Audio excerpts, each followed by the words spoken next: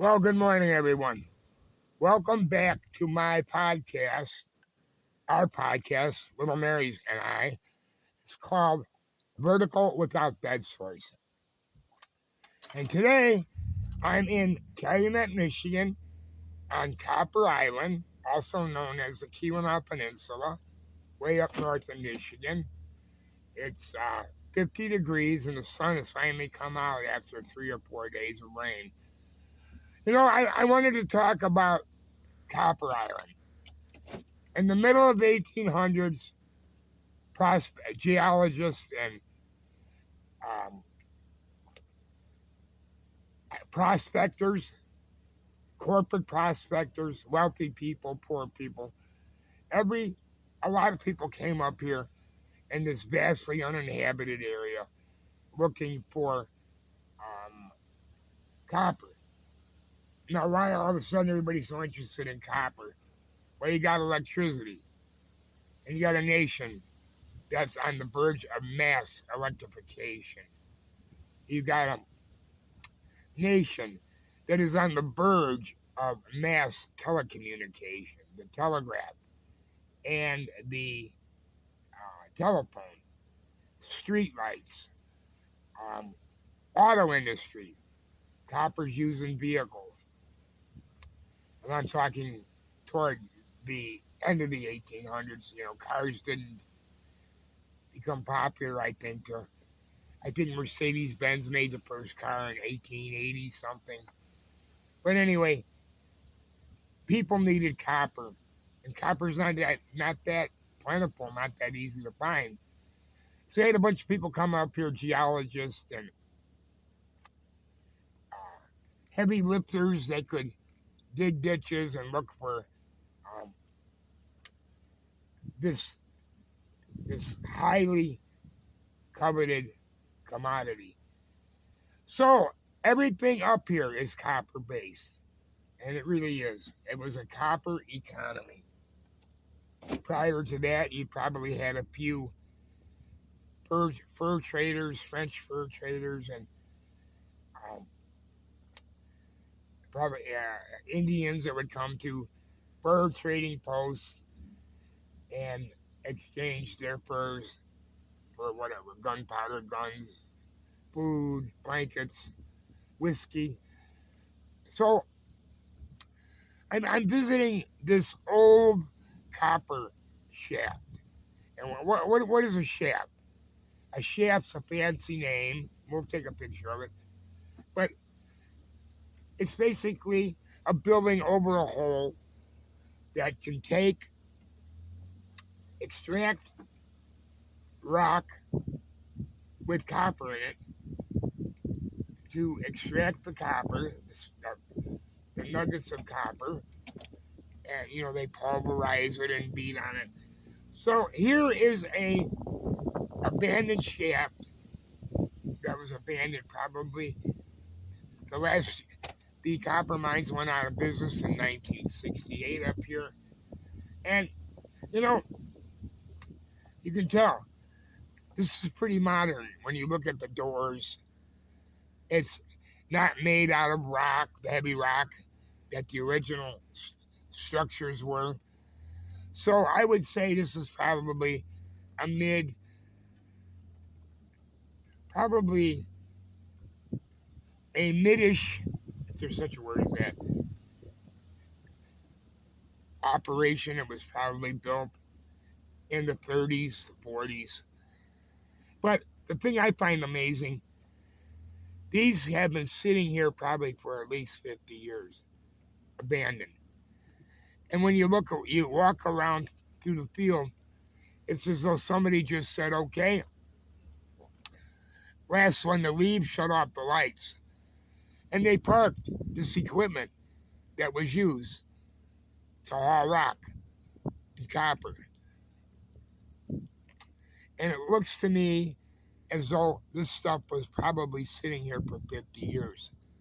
It almost looks like, little cars or little vehicles at a TV land. You've got a lot of pneumatic stuff here, a lot of air. Look at these big cylinders. Here's the driver's seat and the control arms. And then you got these pistons. And, you're talking a lot of power here, pneumatic power. You got more carts, more hauling. You think somebody would just, there's no money in scrap, it seems, lately. You really don't get much at all for scrap steel today. But there's a lot of scrap here. I think somebody would come here and cut these old carts up. They've got trees growing out of them. So the other thing you'll notice around here is what they call bad rock. These are piles of stone that were extracted and no copper, or very little copper was found in them. And so they just basically threw the debris away. Not to say that these rocks don't have any value. In fact, they make great roads. There's gravel here. They make great roads, and they also make great foundations. And these would have a lot. These rocks are not valueless. So you got the abandoned equipment here, and this stuff is scattered all over Copper Island and all over the Keweenaw Peninsula and all over buildings on the mainland and Houghton and Hancock. So let me see now. Here's the shack. Now, this thing once again looks like Riverview in Chicago, or like Great America, like the Shoot the Bobs. You've got these buildings, but the moneymaker is the shaft. And that's where the carts and the cars would go up and down and take the miners down. Some of these mines run over 2,000 feet deep, 2,500 feet, 2,800 feet. And the deeper you have to go to get copper, the more expensive it is to extract. And this wasn't an easy profit business. A lot of processes involved, a lot of labor, a lot of equipment. These ugly looking carts here, there's a lot of steel in it. A lot of heavy metal. Welding, they were not that cheap to manufacture themselves. So what amazes me is there's so little graffiti and so few broken windows. And I'd like to know how many kids, there's broken windows up there at the top, how many kids have climbed up there, how many kids have smoked their first cigarette up there or kissed their first girl up there. And it's just pretty amazing to think that in its own way, I guess, these buildings are still contributing to the economy. Not much, but in a strange sort of way. It has a certain mystique to a sense of mortality or immortality. I mean, if you look at all these big gear-driven rollers, and this stuff was not cheap to buy, but it made billions of dollars worth of profits for the investors. But it's odd that nobody makes anybody remove this stuff. And I guess that's sort of its perverse charm, you know.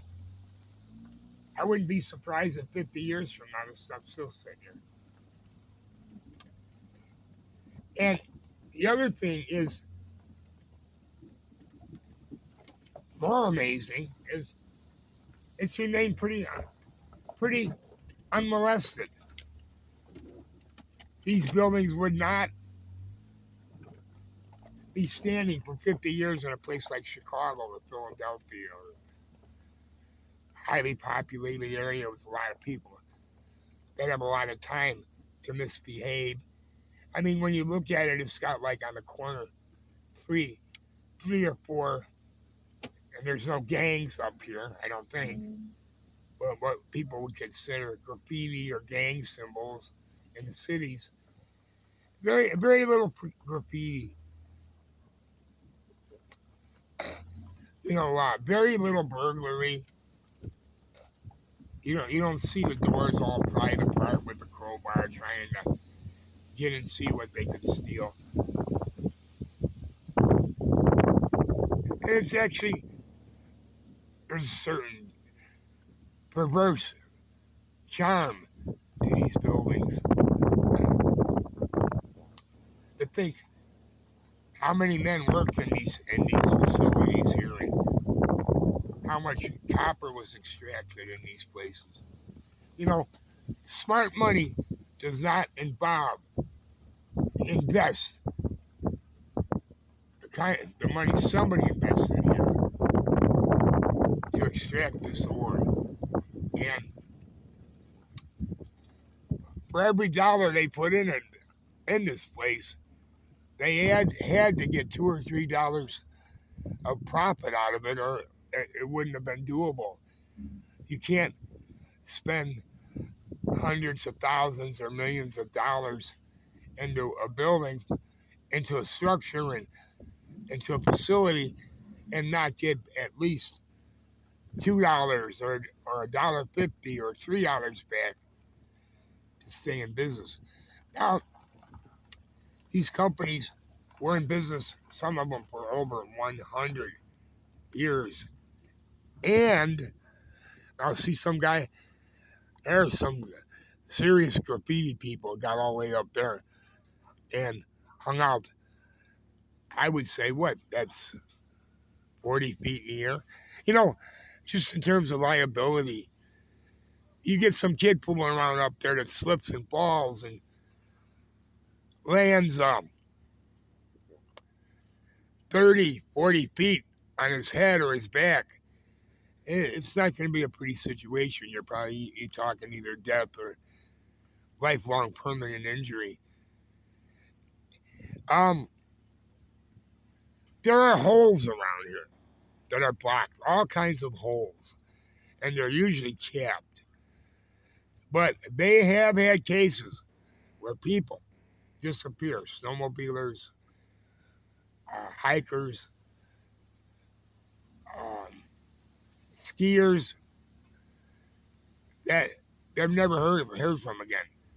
They fall down. We're sitting on billions of gallons of water. And you fall down one of these shafts, these old shafts, there's a good likelihood you'd be injured. You might not be able to climb out, or that you would get knocked out or just go and drowned. All kinds of water running down there. So it just amazes me.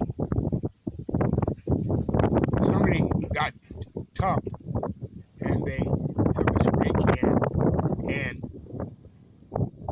spray can don't. I don't know what don't means. The kid probably put don't on it, but it says keep out. A lot of these buildings have been converted and made into working buildings for a trash guy or a welder or a manufacturing company. So it didn't all go for waste. But to think, just imagine if you had a massive influx of people and businesses in here, how much of these structures would be gobbled up. And I suspect that these buildings go for pennies on the dollar, what they would